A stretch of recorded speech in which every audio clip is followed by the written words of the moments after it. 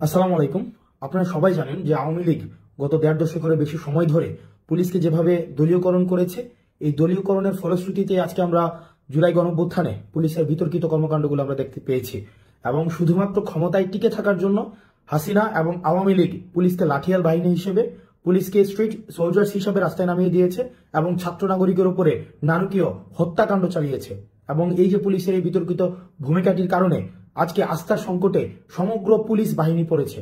এবং আপনারা আরো জানেন যে গুটি কয়েক ছাত্রলীগের যে ক্যাডারদেরকে আওয়ামী লীগ নিয়োগ দিয়েছিল পুলিশে, সেই সব ছাত্রলীগের গুটি কয়েক পুলিশ সদস্যের ব্যক্তি স্বার্থের কারণে সমগ্র পুলিশ বাহিনী কিন্তু এই আওয়ামী লীগের দলদাস হিসেবে গত দীর্ঘ ১.৫ দশকের বেশি সময় ধরে আওয়ামী নির্যাতন, নিপীড়ন, গুম, খুন, হত্যার সাথে জড়িত হতে বাধ্য হয়েছে।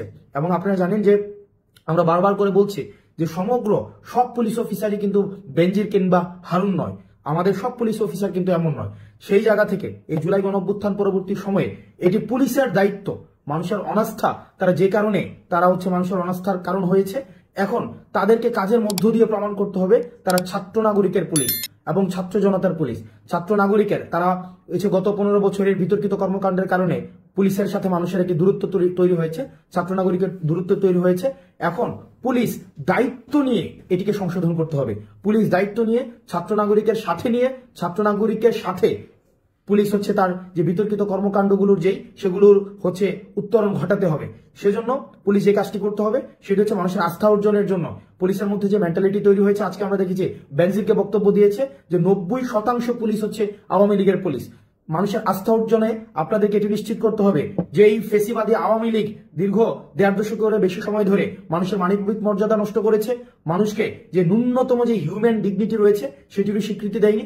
সেই জায়গা থেকে আপনারা এটি নিশ্চিত করতে হবে যে আওয়ামী লীগ যে ধরনের বিচার বহির্ভূত হত্যাকাণ্ড আপনাদেরকে সাথে জড়িয়ে সেখানে আওয়ামী লীগ প্রতিষ্ঠিত করেছে, সেই জায়গায় আপনারা আওয়ামী লীগের বিচার প্রক্রিয়াতে আওয়ামী লীগকে গ্রেফতার করার মধ্য দিয়ে এবং আওয়ামী লীগকে প্রতিহত করার মধ্য দিয়ে আওয়ামী লীগকে আপনারা যদি গ্রেফতার করেন, আওয়ামী লীগের যেই আইন বহির্ভূত বিধি বহির্ভূত যে ধরনের কার্যক্রমগুলো রয়েছে সেই কার্যক্রমগুলোতে আপনারা ছাত্র নাগরিকের সাথে নিয়ে আপনারা আইন শৃঙ্খলা পরিস্থিতি স্বাভাবিক করার ক্ষেত্রে আপনারা দৃশ্যমান ভূমিকা রাখেন, তাহলেই ছাত্র নাগরিকের যেই আস্থাটি রয়েছে সেই আস্থাটি ফিরে আসবে। আমরা আবারও বলছি, আমরা পুলিশকে প্রতিহিংসার কোনো প্রতীক বানাতে চাই না।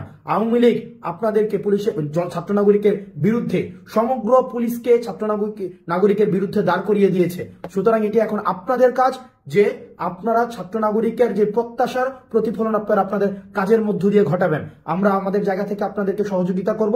আপনারা যদি মনে করে থাকেন ছাত্র নাগরিকের আপনাদের কাজে সহযোগিতা করতে পারে, আমরা সামাজিকভাবে আপনাদের কাজে আমরা সহযোগিতা করব।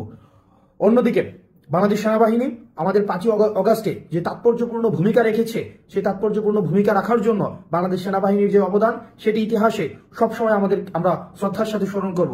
কিন্তু ৫ই অগাস্টে আমাদের সেনাবাহিনীর যিনি প্রধান রয়েছেন সর্বজন শ্রদ্ধেয় জেনারেল ওয়াকার সাহেব বলেছিলেন যে দেশের পরবর্তী আইন শৃঙ্খলার যে পরিস্থিতি স্বাভাবিকীকরণের ক্ষেত্রে ওনারা গুরুত্বপূর্ণ ভূমিকা রাখবেন এবং সেনাবাহিনীকে ম্যাজিস্ট্রেসি পাওয়ার দেওয়া সত্ত্বেও আমরা ফিল্ড লেভেলে দৃশ্যমান এটির প্রয়োগ দেখছি না। এবং আইন শৃঙ্খলার পরিণতি যদি ক্রমশ অবনতি হতে থাকে তাহলে আমরা যে ডেমোক্রেটিক ট্রান্সফরমেশনের বিষয়টি ভাবছি, ডেমোক্রেটিক ট্রান্সফরমেশনের অপেক্ষায় রয়েছি।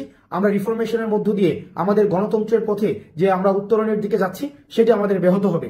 সেজন্য আমাদের সেনাবাহিনীর প্রতি আহ্বান থাকবে, প্রান্তিক পর্যায় থেকে সমগ্র বাংলাদেশে আপনাদের দৃশ্যমান আমরা পদক্ষেপ আপনাদের দেখতে চাই। এবং আইন শৃঙ্খলা স্বাভাবিকরণের ক্ষেত্রে ছাত্র নাগরিককে সাথে নিয়ে আমরা এই নিশ্চয়তা দিচ্ছি, আমরা পরবর্তী বাংলাদেশ বিনির্মাণের ক্ষেত্রে আমরা ছাত্র নাগরিকদের সাথে নিয়ে আপনাদের যে পরবর্তী পদক্ষেপ রয়েছে আইন শৃঙ্খলা স্বাভাবিকীকরণের ক্ষেত্রে, সেক্ষেত্রে আপনারা দৃশ্যমান পদক্ষেপ নেবেন এবং আপনাদের যে ম্যাজিস্ট্রেসি পাওয়ার দেওয়া হয়েছে সেটি দৃশ্যমান আমরা প্রয়োগ দেখতে চাই।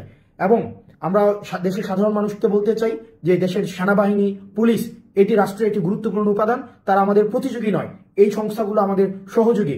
এবং বিদেশি ইন্ধনে বিদেশ থেকে বা আমাদের পার্শ্ববর্তী যে দেশগুলো রয়েছে সবসময় চাইবে এই প্রতিষ্ঠানগুলো যদি দুর্বল হিসাবে প্রমাণিত করা যায় তাহলেই আমাদের বাংলাদেশের বা আমাদের এই যে ভূখণ্ডের দখলদারিত্বের ক্ষেত্রে, আমাদের পূর্ণাঙ্গ দখলের ক্ষেত্রে আমাদের যে পার্শ্ববর্তী দেশের যে প্রভাব তত বেশি বিস্তার করতে পারবে। সেজন্য আমাদের প্রতিষ্ঠানগুলোকে শক্তিশালী করতে হবে এবং প্রতিষ্ঠানগুলোকে দুর্বল করার ক্ষেত্রে যত ধরনের ষড়যন্ত্রই আওয়ামী লীগ থেকে করা হোক না কেন সেগুলো আমরা অবশ্যই সেগুলোর বিরুদ্ধে আমাদের সবসময় আমাদের সর্বাবস্থান থাকবে।